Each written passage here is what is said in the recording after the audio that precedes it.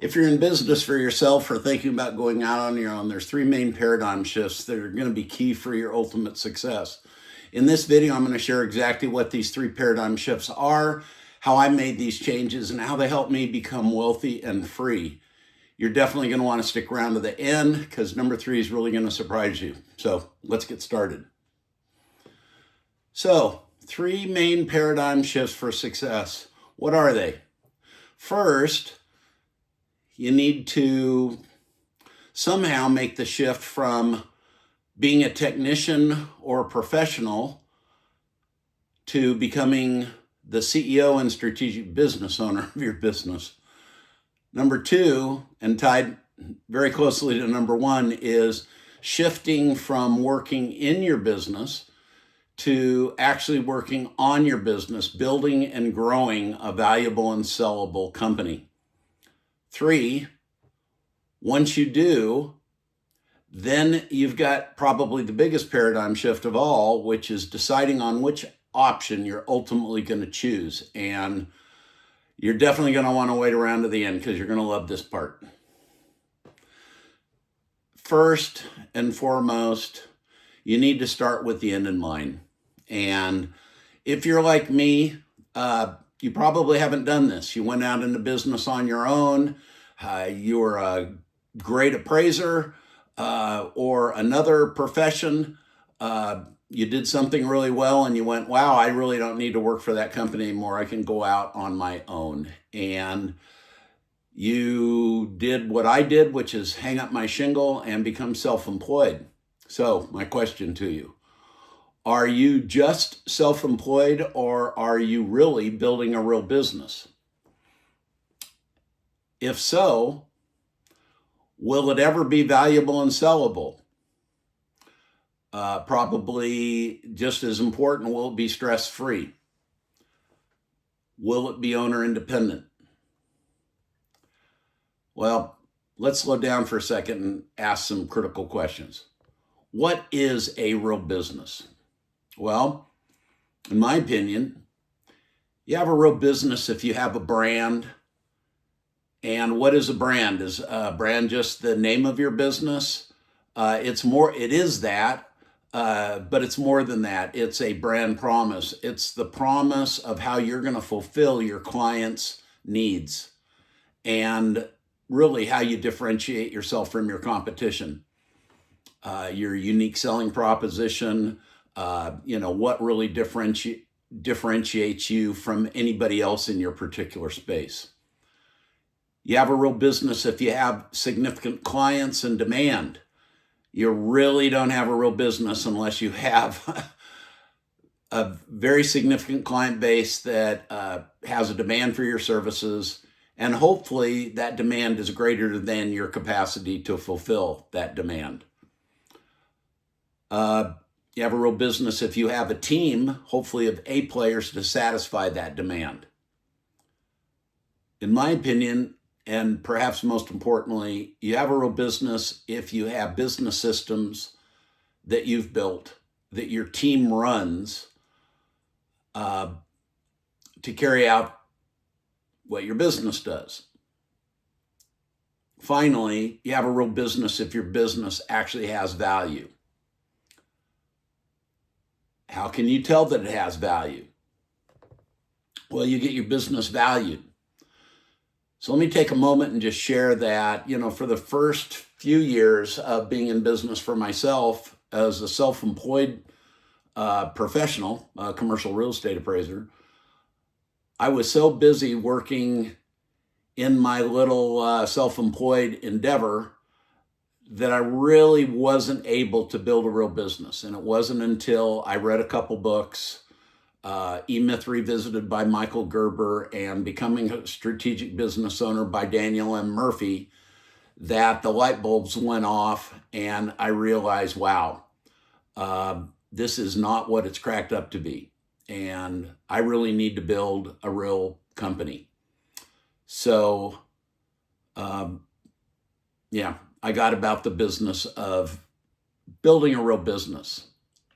But back to the issue of paradigm shifts, for a long time, my identity was that I was a professional real estate appraiser. And if somebody had asked me, Calvin, what do you do for a living? My answer would have been, I'm an appraiser, or I'm a commercial real estate appraiser. After I went through the paradigm shift, that answer changed from I'm an appraiser to I'm an appraisal business owner. And that made all the difference. Subtle shift or radical shift, depending how you view it, but identifying as a business owner rather than as a technician or professional working in the business, more or less as an employee, self-employed person, made all the difference. So if you identify as a technician or professional, whatever it is, for me it was being an appraiser, you're really just a professional working in your business. If you can make the shift to a business owner, now you're a CEO, you're a strategic business owner working on your business. If you've made that shift, then you have to ask yourself, what's my job? What's my role in the business? Well, if you're the CEO and the strategic business owner, your job is to build and grow a business. That's your job.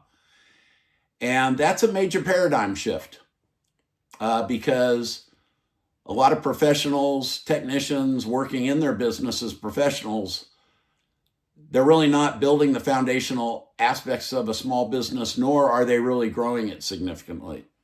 So what all does it entail to build and grow a successful business? Well, it involves leadership, which involves strategic planning, creating core values, setting goals, creating plans, doing all the work around marketing. So strategic marketing, branding, tactical marketing. How are you going to generate leads and convert them into clients, which is sales? The whole hiring process, delegating once you've hired people, training those people, building systems that they will ultimately run. You can't do all this if you stay a technician working in your business. So again, to build a real business, you need to do strategic planning. You need to focus on marketing and sales and systemize those processes. You need to create a recruiting system and training systems and onboarding systems. So you hear me use systems a lot.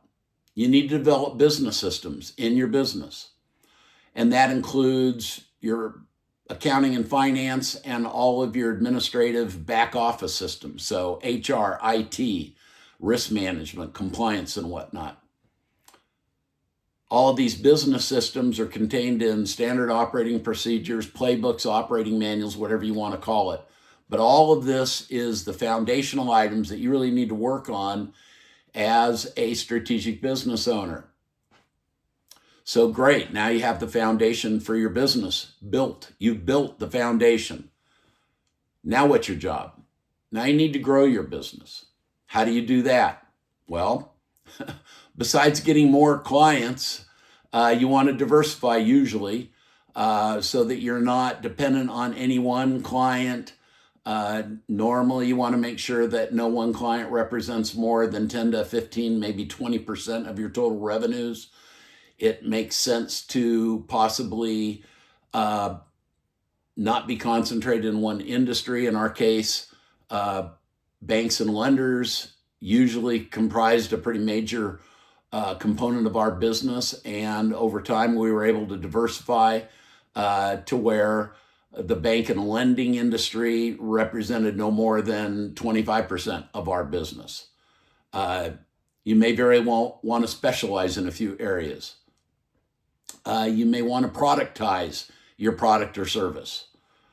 You can grow your business by expanding geographically, and certainly in the commercial real estate appraisal space, I think one of the greatest opportunities is growth through acquisition. There's a lot of older MAIs, professionals who really are just self-employed or have really small micro businesses.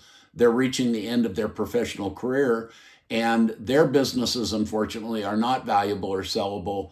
and it's pretty easy to, if done right, to acquire these concerns, actually take the administrative burden off of the owner's shoulders and capture their client base, give them an ability to still do some productive work, possibly leverage some trainees or junior people that they have in their micro businesses, and use that to catapult your growth, both in your local areas, possibly geographically. Ultimately, your goal should be to develop a valuable, sellable business. So what does it really take to create a truly valuable and sellable business? Well, once you have these foundational pieces in place, these functions I talked about, there's 10 key factors you want to focus on improving, and you do this year after year. Typically, you take a quarter and focus on one, spend 3 months, 90 days, and work on one of these 10 items and just cycle through them year after year. And over time, you'll improve the value and the sellability of your business dramatically. So what are these 10 items? The first is creating a recurring and predictable revenue stream. So in my business, prior to sale, we had an 80% of our clients were recurring revenue. And of course, that's really valuable to a potential purchaser. Number two, you need a strong brand and market position. I was very fortunate to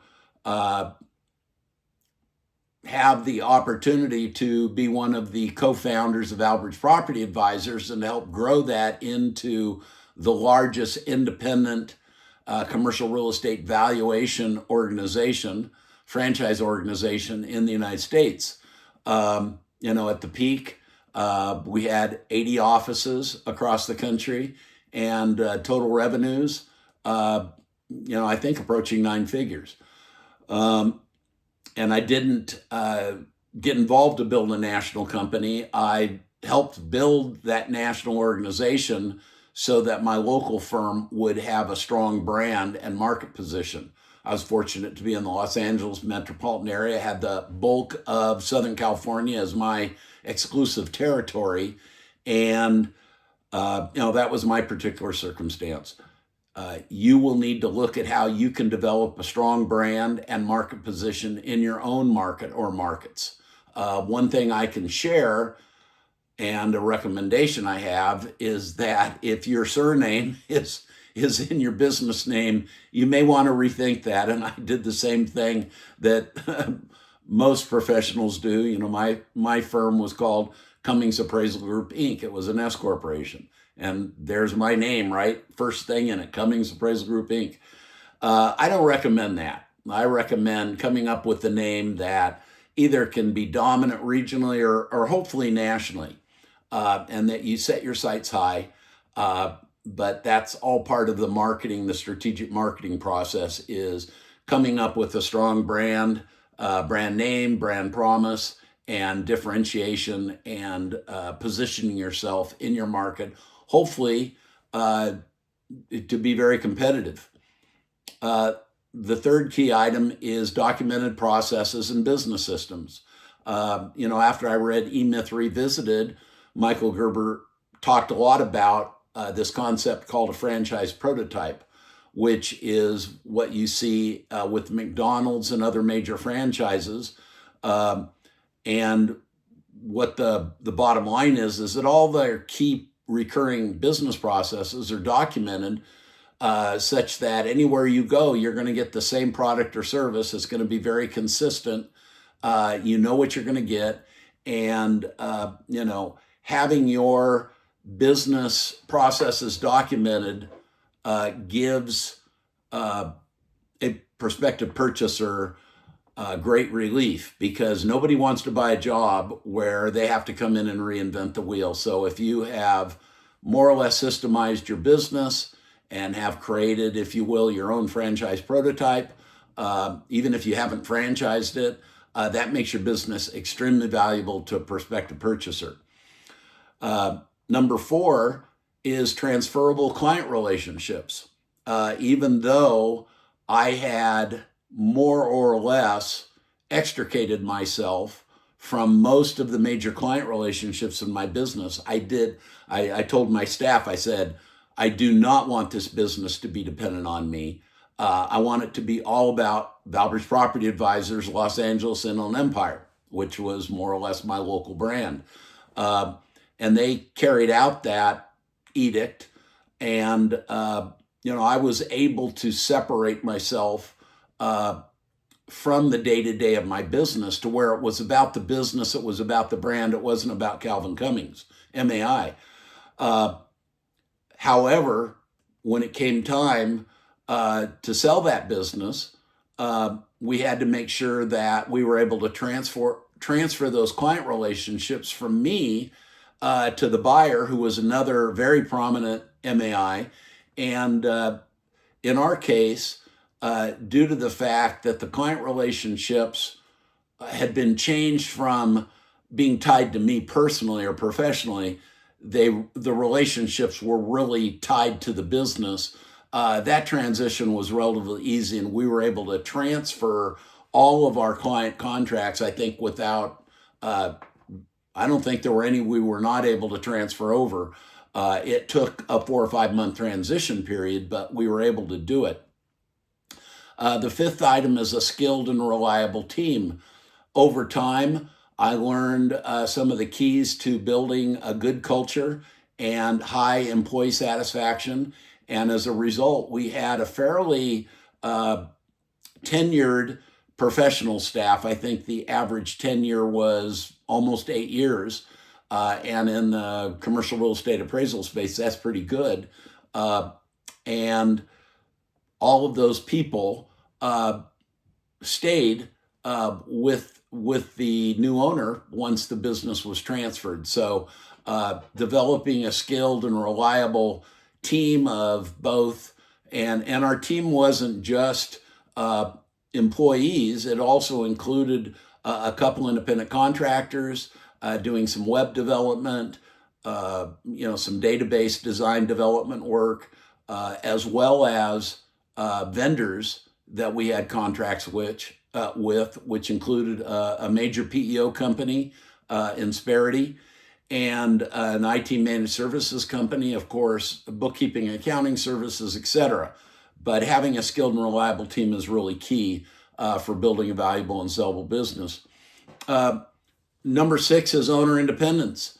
If your business is highly dependent on you, it's going to be very difficult to sell it, and that factor is going to erode its ultimate sale value. So knowing this, I set about over the course of a few years of really trying to create a systems dependent and a team dependent, not an owner dependent business. And I was very successful in doing that. And I will just give you a little tip. If you want to test how owner independent your business is, take off for 6 months on a vacation and don't answer your phone or check your email much, and you'll figure out real quick how dependent your business is on you. You never can get it totally independent of you as the business owner, and you shouldn't, but you should strive to get as much owner independence and as much systems dependency in your business as possible. Number 7 is strong financials and clean books. I was, one of the things I learned early on from some mistakes that my father did in his construction business, where he did not separate his personal and business finances, and also didn't have good bookkeeping, and ultimately cost him his business, is I got QuickBooks and then QuickBooks Online very early on and hired professional accounting and bookkeeping services. And so always had very strong financials, P&L, balance sheet, cash flow statements, and very clean books. They were examined. We never did have a professional audit done, but it was very obvious to the buyer that the books were very clean and well kept, And, there were a few questions, but nothing we couldn't work through pretty easily. Number 8 is legal and compliance readiness. So you want to make sure that all of the employee records, all of your HR records are up to date and meet with all of the different, local, state, and federal regulations.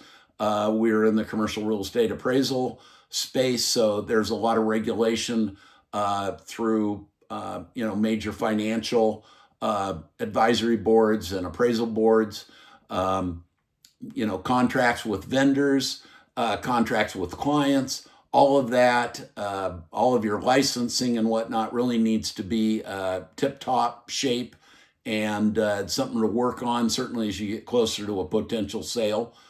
Number 9 is, what's your growth potential? And is your business really scalable? So again, purchasers of businesses want to know that there's growth potential, and they will pay you for that upside.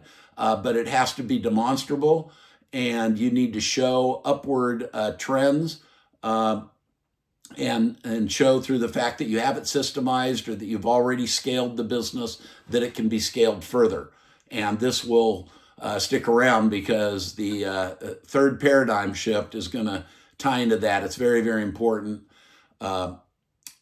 Last but not least, number 10 is an attractive deal structure and terms. So there's a lot of creative ways to architect an exit and a sale of your business. You can have a stock sale where you're actually selling the entire business, or you can have an asset purchase, and that's beyond the scope of this video. I'll probably do another video on that if that is of interest to anybody. But I was very fortunate in being able to architect an all cash purchase, and with no earnout, although I did stay for, better part of half a year to transition the business over, make sure all the contracts, all the relationships got moved over, all the, ongoing recurring subscription services, data services, etc.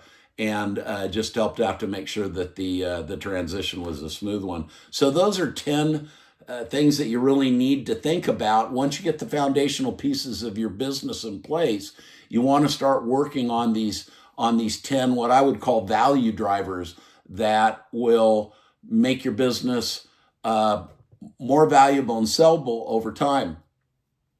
How do you ultimately know if your business is valuable and sellable? Well, you have it valued annually.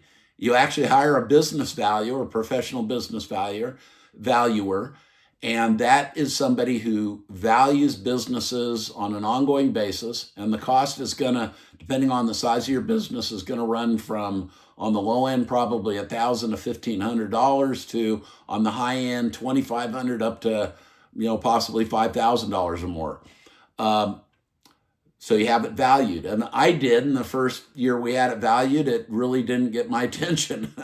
2 or 3 years later, it was really looking good. We had grown and done a lot of great things. I continually worked with this business valuer. He saw what we were doing, and finally got to the point where, the value was too good to not execute to. I was at the age where I really wanted to exit and do what I'm doing now, which is share what I learned with other small business owners. And so I can't recommend enough how important it is early on to actually retain a good business valuer and start that process and do it annually. Yes, it costs some money, but it will, again, in terms of the paradigm shift, it'll really remind you that your job is to build and grow a successful, valuable, sellable business. The other way you're going to know whether it's valuable and sellable is actually start to build relationships with potential purchasers. We had serious interest from international, domestic potential buyers, as well as franchisees within the Valbridge system. And ultimately, I sold out to a fellow Valbridge franchisee. But I think one area that I could have done better in, which in some of the exit planning books I've read, is to really, don't look at your competitors as competitors. Look at them as potential purchasers and build relationships with the senior executives or the owners of those businesses. You can learn a lot from each other. You can collaborate. You can actually cross-refer business back and forth. But ultimately, if you build a good enough relationship, they, when the time comes, may actually want to buy your firm. You also want to, retain a really good business broker when you decide to sell. And I was fortunate to have had a long relationship with somebody that I'd worked together with at CBRE Group. He actually was the president of their property management division and later on went into business brokerage. But because of my relationship with him, I was able to bring him on board. And he was highly instrumental in helping me to, market and sell the business. One of the things that I did was create a confidential information memorandum. And it was a very long piece. I don't want to tell you how many pages, but it was like a very large appraisal report, and it covered all aspects of the business. And we were able to take that and condense it down into more of a brief and also a PowerPoint. And that document and what we were able to repurpose in the smaller components was very instrumental in helping me to get a very healthy 7-figure payday when I ultimately sold the business. So here is the kind of the surprise at the end. And, this is a paradigm shift. And it's one from not having any options as, a self-employed person or a small business owner who really hasn't done what they need to build a valuable, sellable business. And that is, if you have built a valuable and sellable business, you have 3 options. And this is really good news. And so here's the 3 options. The first one is you can sell your business, hopefully, like I did, for a healthy 7-figure payday or possibly 8 figures or more, depending on the size of your business. And that's great, but it doesn't end there. Number 2 is you may, for one reason or another, want to continue to run it passively or pass it down generationally. And if you build it right, the business actually runs itself. That was the case in my business for the last couple of years. I didn't really need my day-to-day efforts at all. So you can continue to run it passively.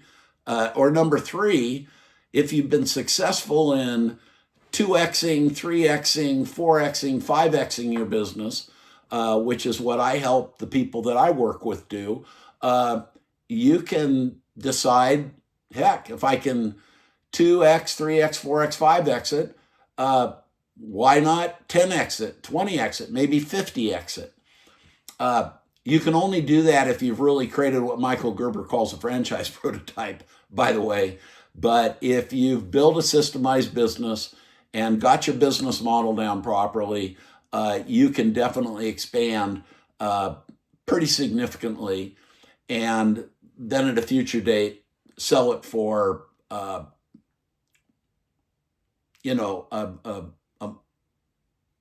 significantly larger amount than you would otherwise. So if you like this content, please do the following. I'm new on YouTube, and this is my 4th video. So if you like this content, if you find it valuable, please like this video and subscribe to my channel. Probably more importantly than that, though, if you could just leave me a comment and let me know your thoughts, what resonated for you.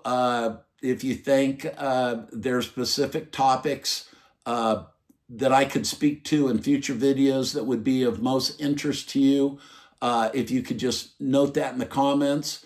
And then kind of a selfless plug, I do business coaching.